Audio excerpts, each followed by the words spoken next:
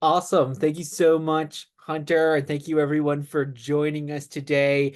I'm very happy to say too, we have over 12,000 folks who registered for this summit, making it our biggest summit of the year because certainly AI and emerging tech, these are issues that are top of everyone's mind. So thank you so much for joining us or watching the recording. And Hunter, I feel like this is a continued conversation that we've been having for a few summits now on AI and really its connection to DEIB. So I'm super excited to continue this conversation with you. Me too. I like this. It's like an episodic series. I It love it. is.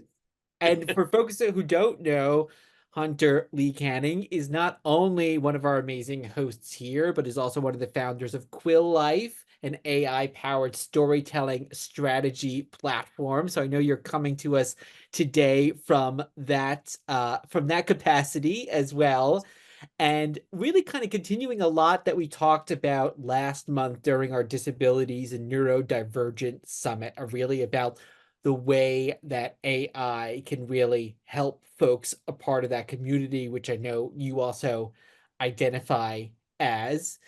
Yeah. So really kind of to kick us off, like how do you see AI bridging the gap between neurodiverse professionals and traditional work environments, especially for those with ADHD and dyslexia? Right. Thank you for kicking that off, Rob. As you mentioned, I identify with the neurodiverse community. I am ADHD, I am dyslexic, and that discovery process has completely synced up with my obsession with AI. I was late to be diagnosed with ADHD and dyslexia. That happened only 3 or 4 years ago. And I've been doing AI for the past 2 years now. And for me, my productivity of finding ways to get myself motivated, to get my ideas out there faster, better, more organized, cleaner, more succinct is contingent on my practical use of AI on a daily basis. Now, I found ways that work for me, but there's no one size fits all. And that's the beautiful thing about these AI tools is that you can really teach them how to speak to you and how you speak to them. And that way I've gotten the best results possible from using these tools. Mhm. And I'm not a part of that community, but we here at Power to Fly are a fully remote team, and I do think a lot of those AI tools can also translate to that remote environment as well, because you can't just turn to the person next to you and go like, "Oh, what did you say in that meeting again?" Like, and just check up on that, but Yeah. having those transcripts, not just the Mm, recording, because I, for myself, like I'm not necessarily one who likes to go back and watch a recording, but I love to like then look at a transcript and go, okay, that's what was said there. There are the notes. So for me, in a remote environment, I can really see how these AI tools transcend, and I can see the kind of connection there to some of the aspects that you're talking about as someone with ADHD and dyslexia. absolutely. I am like you. I don't want to ever rewatch a meeting. I was already in the meeting once and it was hard enough for me to focus then. So I'm not going to do any better if I rewatch it. But some people might. But like you said, you can see the notes coming through, right? And you can see the key takeaways and you can see the action items specifically for me or for a certain team. Depending on which tool you use, you can have different outputs. So from, let's say we have a huge meeting, right? Power to Fly, we have 100 people on the call, big mass meeting. It's going to be hard to parse through all that stuff. You can, with some of these tools, say, just make an output for the sales team, Mm. just make an output for the marketing team, and then it will focus on those things. So that way, I don't have to sift through all this stuff that maybe is important, but isn't relevant to me being more productive. Another Mhm. thing I love about the summary is, like you were saying, the AI summaries are great for dyslexia and ADHD folks.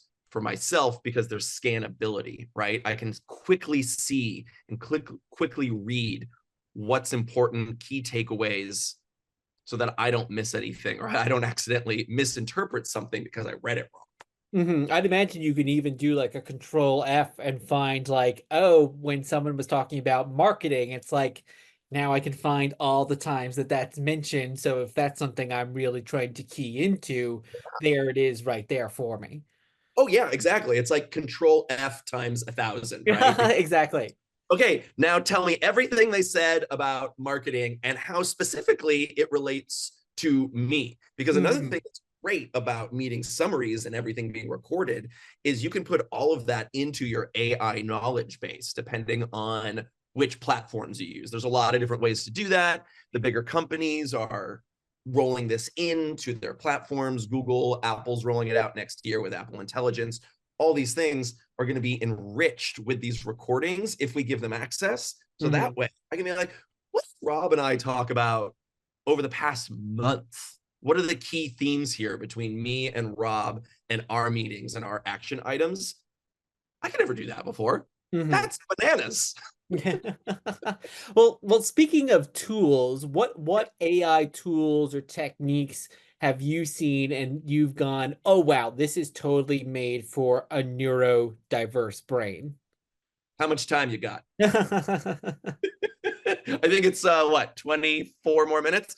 So well, there are specific tools that I love, and then there's also types of tools. So for this, I'll talk about some types of tools and maybe I'll highlight a few because there's a new AI tool coming out every single day. And also, the big companies are adding new tools and features every single day, right? So some of the types of tools that I think are just perfect for neurodiverse folks like myself is the speech to text and text to speech, right? So there can literally be a conversation with my AI because, voice to speech used to be really janky, right? You're like, Mhm. it's not what I said at all. It's very weird. It is slow. Now I'm waiting for the tech to catch up to what I'm saying, but I think very quickly, and now I've already forgot my stream of consciousness because I'm waiting on a slow tech, right? Not anymore. So the speech to text, I can talk for 15, 20 minutes, and then I get everything that I said, and then I can have it rewrite it back to me in a more concise way. It could write it into an email. It could do it all these different things. What I love to do too, depending on which app you use, whether it's the ChatGPT mobile app or Perplexity, which I love, which is a tool for researching, they both have read aloud features with voices. So I'll do a big in-depth conversation with AI, and then I'll say, okay, great. Now create an executive detailed summary of everything we talked about. And then I'll just hit play. And then I'll go do my dishes, do washing dishes, and it's talking to me. And I'm like, great, because that's how I take information is by reading it and hearing it. This is also making me think that in addition to neurodiverse brains, that a lot of the tools you just described could be very significant for people with English as a second language as well. Because here at Power to Fly, we're a fully remote team, global team. There's lots of people on the team here that aren't fluent English speakers. So having, I think, those tools, like hearing that repeat back as well as the text to speech and the other way around, I think that could really open it up for people in that way as well. 100%. And, we have some heavy hitters with us today. We got Meta, we got Google, and both of them are doing very interesting things. We did a chat and learn recently, right? Where I actually did a deep dive on Google's deep dive feature, which is Mm. Google Notebooks LM, where you can feed a bunch of stuff, feed a bunch of content, articles, links, all this stuff. And then it'll sound like a podcast made just for you that you can hear back. So wild, right? And then you can get the flow of that conversation. Meta also, speaking of universal translator with different languages, they have something in the works right now where it will translate the language you're listening to into your native Oh, wow. language. So it's gonna be a whole new world. And those tools, I think, will help me. Maybe I could learn a new language, right? If Hmm. it's not my first language of someone speaking, I'm sure there's going to start to be like hybrid versions and it can teach it to me, play it back. Yeah, no, I mean it's making me think all these advances, and I've been here at Seven Power to Fly for 7 years, and so many of the advancements here in terms of some of those translation tools that we've been doing have really transformed so much in that time. Yeah. So it's amazing, and as you said, like we're just hitting the tip of the iceberg because there's so much more to come. Yep. Yeah, Buckle up, friends. Here we go. exactly. I'm curious also, what can companies do to ensure that their AI tools are adaptable to different neurodiverse thinking styles? Because as you said before, there really isn't a one size fits all situation scenario. So how can people make sure that they are remaining adaptable in when they're introducing these tools? Because they're also coming so fast and furious right now that sometimes that adaptability might not always be intrinsic to that. Right. And this will really depend on the company, right? There's going to be certain codes of conduct and compliance that are going to be needed depending on where you work. So I think it's really important for the leaders at companies to be really clear about that. What is and isn't allowed? Is it SOC 2 compliant? Is it HIPAA compliant? Do we need those types of features in what we do? If we don't, you have more options. If we do, we need to be really specific about what tools are green lit. Now, over the past couple of years, a lot of companies have added AI task force to their Mhm. companies that might be bringing in outside consultants. And a lot of what those consultants are doing, if they're the right kind of consultants, is they're training you and your team to then be able to do that, right? You shouldn't have to hire someone forever to be your task force. A task force, in my opinion, should come in, set you up to teach you how to be your own task force, right? So once you get really clear on those things, what's allowed, what's not allowed, then you can start to make these accommodations with clarity so that your employees aren't worried that they're breaking a rule or Mhm. that they test something in secret. That's Yeah. not going to be good for anybody. And a lot of that has been going on because it's been very nebulous, especially when companies didn't want to touch it and they just said no AI tools.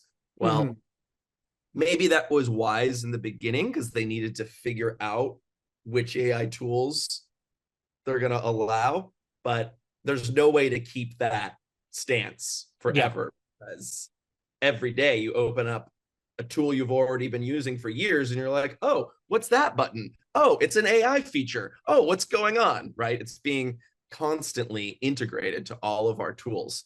Mhm. So I Yeah, I think, know. I'm yeah, making me think too, like a lot of these companies also, and I think we certainly did this as well at Power to Fly, but everyone wanted to utilize them as quickly as possible. And it was like, we don't want to be left behind. And I think that is a common refrain that so many of us are hearing. But at the same time, sometimes that rush can lead us to using tools that can be detrimental in some ways or that we're not fully understanding as well. I'm thinking too, like sometimes like, oh, you're using an AI tool to create like an image maybe of a American service member, and then but they're not creating the correct uniform there. And then you put that out into the world and people are saying, well, that's not correct there. But so there was sometimes a rush to usage there. And I think having the kind of task force taking a breath, setting up those standards to begin with, I think is a really smart idea that not in, I think companies are starting to do it now more, but I think mhm, it's still something that we're learning. yeah. And once you have that in place, and this is going to be a growing, evolving playbook for each company, because like you said, there's new things happening so quickly, new tools coming out so quickly every day. Once there is a foundation, though, then I would encourage managers to let their employees experiment with tools on their own Hmm. and bring them to you. Say, hey, this one's working really well for me. And I can show you the data, right? Of how I'm being more productive, how this is helping me focus. So I would encourage companies to allow experimentation as long as it's within the guidelines that you've been really clear about. Hmm. Yeah, earlier this year we did our annual What Diverse Talent Wants survey, and one of the top things that people wanted was AI training. But I think you're making a good point there, where it's not just the formal training, although I think that's very important as well, but it's just taking that time to explore on your own the different tools. And I think having a company culture that allows for that, where, oh, we can try out these tools. If there's a small fee involved, like, let's do it just to find out what's working, what's not working, and then we can kind of coalesce around certain tools that you find the most helpful for you or the team.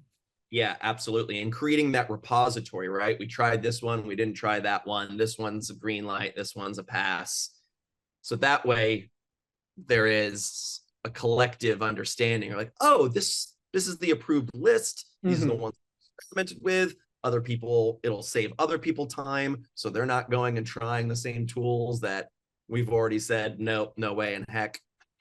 So And for managers and team leaders, what practical steps can they take to leverage AI in creating a more inclusive environment where every unique mind can contribute fully? Because I think so much with AI, on the one hand, I think there's a camp that thinks, it's really going to help inclusivity. There's another camp that thinks it's going to hinder inclusivity. I think the true answer is somewhere in between. But what can managers and team leaders do? What practical steps can they take to make sure they're approaching this from an inclusive perspective? absolutely great question.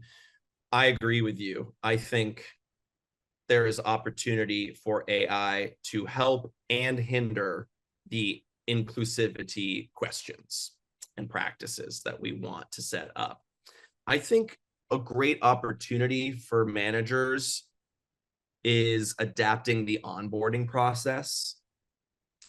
That will tell your new employees a lot about how you work. Not everyone wants to watch a video.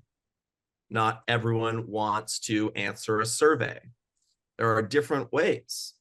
And I would say do the research and find which ones are working and what will be most effective. So there isn't just one way to onboard somebody, because that will leave a lot of your company feeling left out and unsure and potentially step in with imposter syndrome. And nobody wants Mhm. that.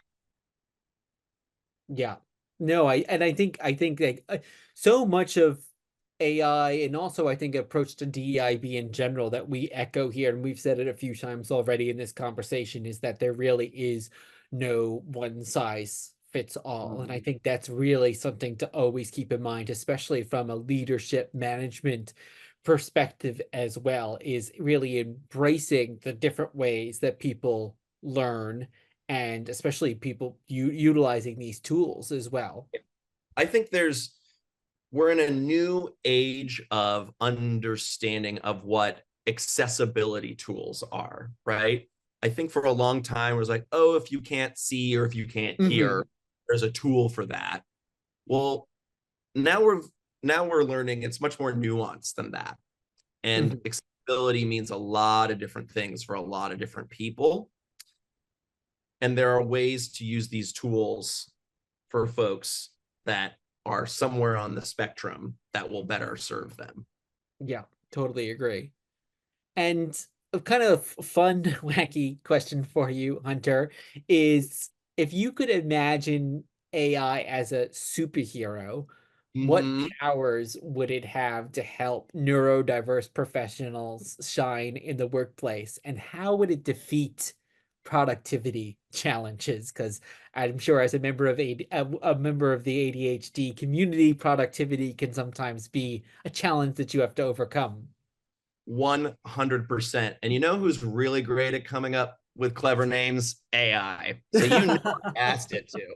So here's some of the hits here. We got Neurobyte, Byte, pretty good.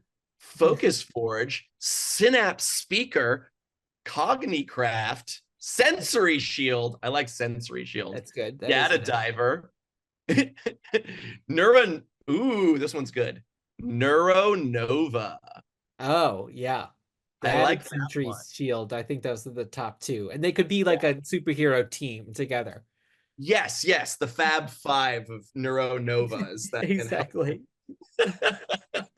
get my day down. Yeah, well, productivity, like you said, is a big one, and time organization and sensory shields, right? So let's talk about those. So for the sensory shield, AI is a lot of different things.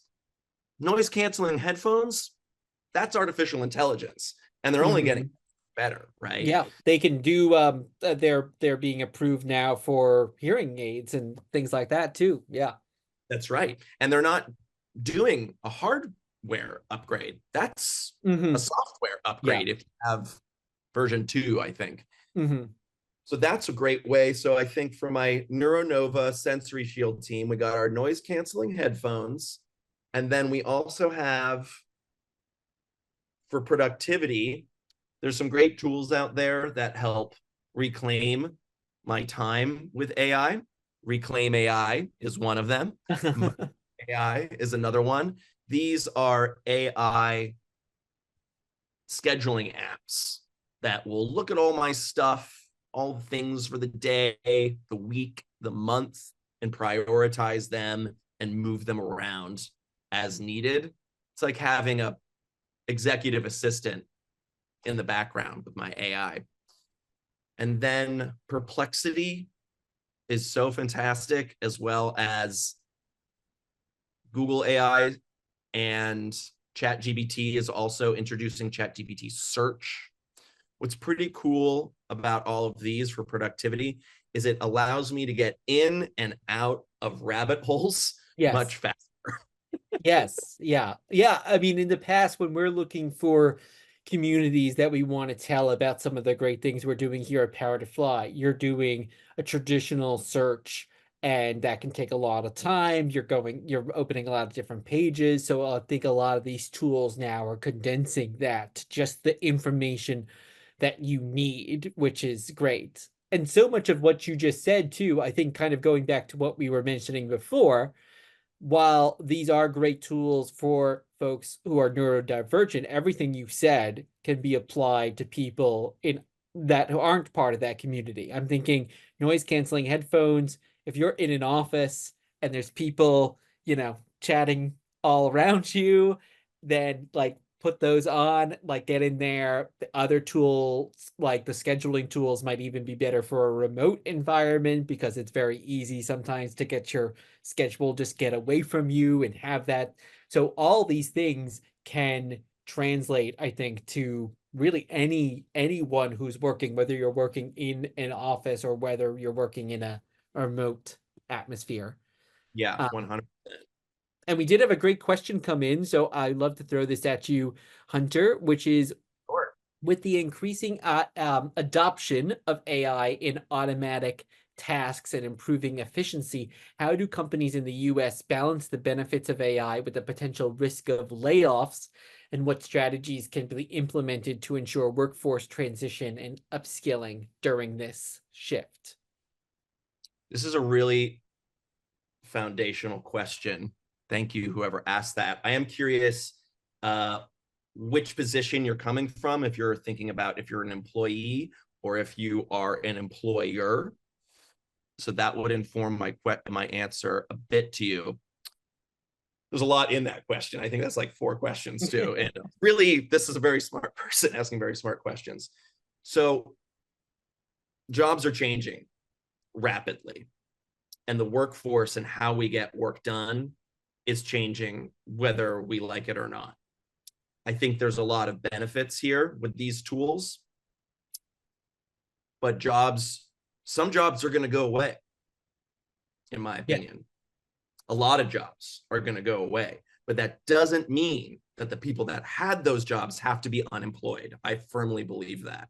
I think it's about internally training your team and maybe doing an audit of folks. That sounds a little too intense, maybe like a check in. Let's Yeah. check in, friends, about what else do you want to be doing? What are your skills that you really enjoy? What do you like most about your job? What do you like least about your job? Hmm. And creating a safe environment to talk about that at work, because then you'll be able to see where to put your people in your Yeah. team that you may not have thought of before because you didn't ask them. Hmm.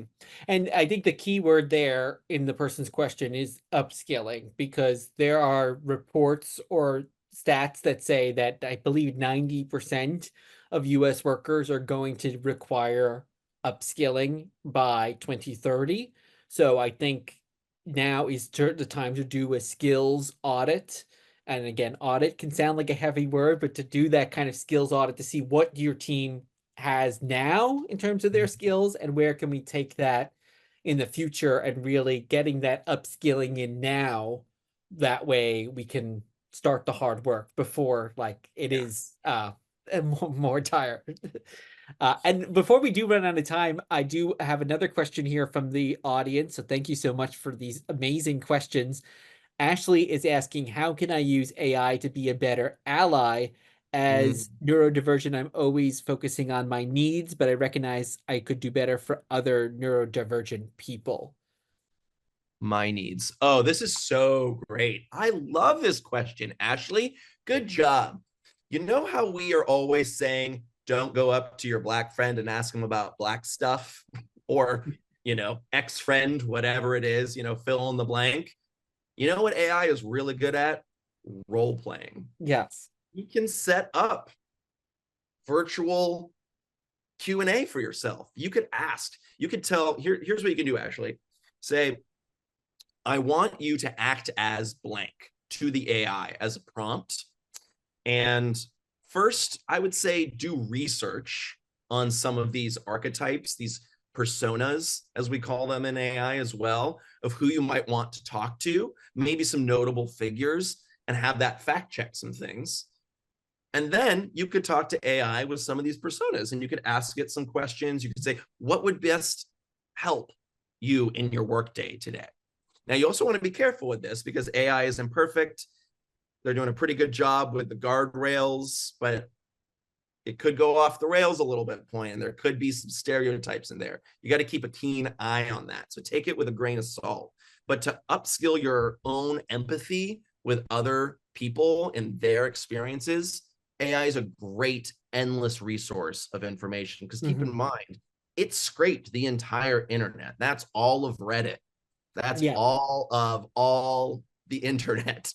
So you can get a lot of great information in this role playing game. Hmm. And I think some of those summary tools that you mentioned also, Hunter, like, so if you're wanting to learn more about rainbow washing or Juneteenth, for example, instead of asking a queer member of the team or a black member of the team, you can go to AI, get some of that information, have it summarize, get down to the nitty gritty of what information you have there. And as you're saying, Hunter, because it's not perfect, you can cross reference that across multiple tools as well and kind of come to a cohesive answer. That way, I think instead of before you go to the person, you can start doing that research on your own, do that great role playing exercise that you just mentioned.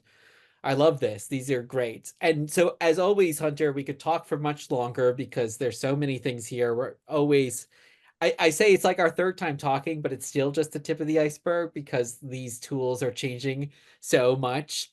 We've only just begun. We will share in the chat here some information about Quill Life as well as yourself. And I know you also just dropped a new podcast called Don't Feed the Bots, currently on Spotify and YouTube. We're also going to share some resources from a talk you did actually at the end of last week as well with folks because there was a great talk you did on AI that's available. Speaking of neurodivergence, it's available as both a video and a podcast. So however you want to learn, you can take it in various different ways.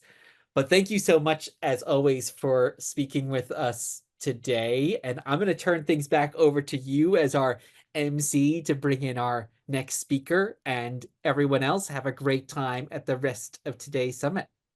Thank you, Rob. Always a delight. I look forward to the next one.